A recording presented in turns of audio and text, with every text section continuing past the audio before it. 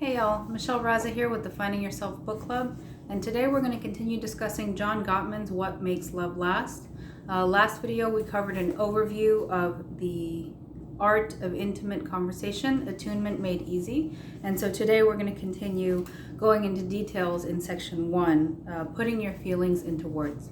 Please do check out our website. We're at www.findingyourselfsatx.com. There you can take our life balance questionnaire and send it to us. Your first consult is always free.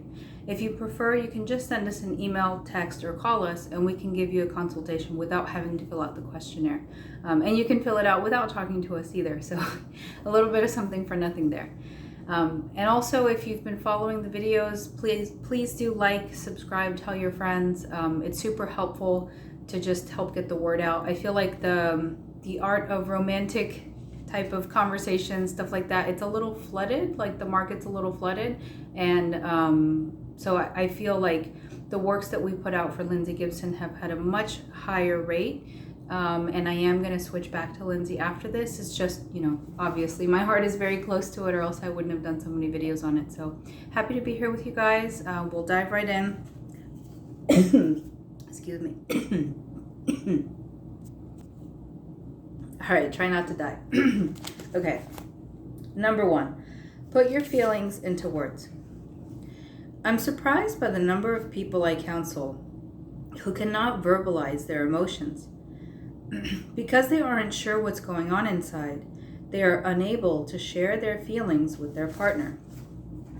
As you can imagine, this is a huge obstacle when trying to connect.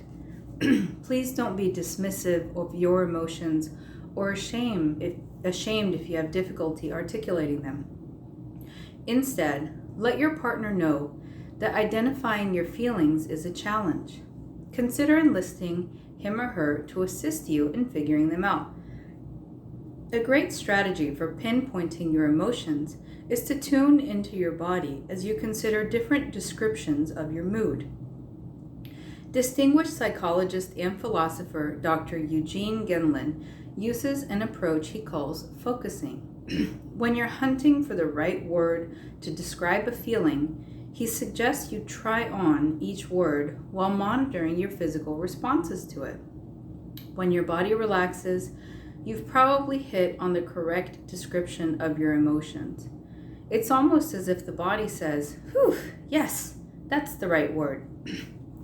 When Gendlin asked one patient how she felt about her job, all she could express was sadness. He then had her close her eyes and channel her feelings into a visual representation. She saw herself standing on a railroad platform as a train pulled away without her. She realized she wasn't just sad about her career, she was also angry and disappointed that she kept getting left behind at work. Often, she helped coworkers with their projects. Then, they got the credit in subsequent promotions, not her. The image and words that came to mind expressed just how she felt about the situation. Her body relaxed. Knowing her true feelings, not sad but left behind, led her to change her work goals. Now she understood what she really wanted. I remember somebody talking to me once and saying, if your feeling was a color, what color would it be?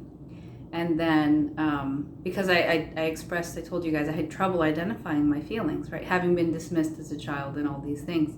And then the other one was, if your feeling was a weather pattern, what type of weather would you be experiencing today? So, like happy usually is like sunny weather, cloudy day, you're sad, etc. Might be like torrential thunder if you're super upset.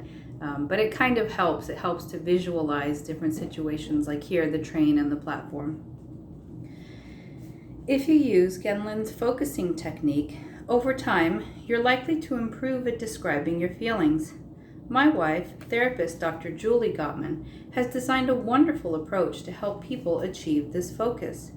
After leading them through relaxation exercises, she asks them to say something out loud that is not true, such as, "I don't love my dog Fitz," and notice how their body feels. Next, she has them speak the truth. "I love my dog Fritz," and note the difference in their physical reactions. This exercise shows them how to use their body's responses to determine how the right words fit their real emotions. A tactic I often use with couples is to hand them a vocabulary list. They scan the words and circle the ones that most describe their current state. Here is an abbreviated version of that list. And so if you have your own copy, it's here on page 95. Not sure if you'll be able to see that in the video or not. So yeah, I mean, that's the first part, right? How do you even know how to tell your partner how you feel if you can't put how you feel into words? And so that's why I mentioned in the last video, for some of us, including me personally, it took me a few months to be able to put into words how I feel. And I struggle with it even today. I mean, I cover a lot of my more vulnerable emotions with anger. It's very easy to be angry. It's not so easy to be sad or frustrated or disappointed or the other negative emotions. A lot of us rush very quickly to anger. So there's another workbook that we cover. It's Wendy Coates' Emotionally Intelligent Anger Management. We have another one called Emotionally Intelligent Batter Intervention. That's for domestic violence. But Wendy Coates is great. And that's, so some of you have asked, you know, I recommended an emotional intelligence workbook, and that those two, one is geared towards anger management, the other one is geared towards domestic violence. Both of them target anger and how to kind of not necessarily dissipate the anger, but get ahead of it by expressing your lower levels of anger instead of letting it bottle up until the point where it explodes. And either you yell at someone in a rage, or in the case of domestic violence, you hit someone that you really care about. So yeah, I mean, feeling your emotions, a lot of us eat our emotions. I used to eat my emotions. I don't know if any of y'all do. Drink your emotions, right? It's very, very hard to just sit with your feelings and feel them. Another program that we recommend, so coming out of the Wendy Coates books, she quotes and talks about Dr. Judd Brewer, and he has this program called Unwinding Anxiety. It is a little bit on the pricier side right now, so this is 2021. It's like $32 a month on the Play Store, so it's very expensive when it comes to an app.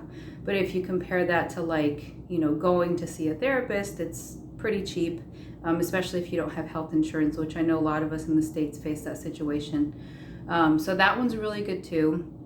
You can Google him, Judd Brewer, and see a lot of his content for free. And he's really teaching you mindfulness, which a lot of this stuff circles back to, you know, feeling your feelings as part of just being aware and being inside of yourself instead of constantly being like distracted and not really being focused on what's going on in the world around you and within you too. So yeah, and the other thing you can do is look up feelings wheels. If you just Google feelings wheels, you can find a whole bunch of them, and that will help you too. So, you know, Dr. Gottman has a list here of words that you can use to try and describe your feelings.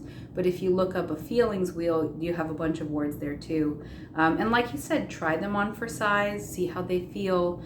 It's not so easy in the moment. Like if you're super angry, it's not so easy to be like, oh, am I actually frustrated, or am I irritated, or you're just like, you know, everybody get away from me, I'm angry.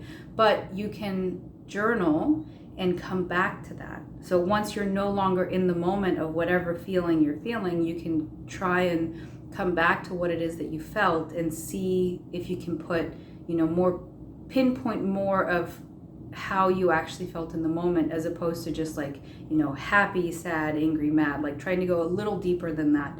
And like I said, especially negative emotions, those are the ones that a lot of us, it's much easier just to be angry than like to cry.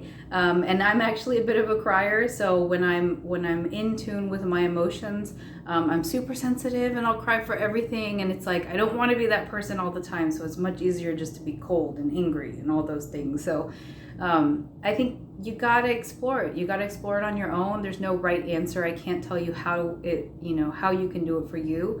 But if you want to talk about it together, we can talk through what it is you're struggling with, and maybe we can help. So please do check out our website. We're at www.findingyourselfsatx.com, and I look forward to talking with you guys in the next video.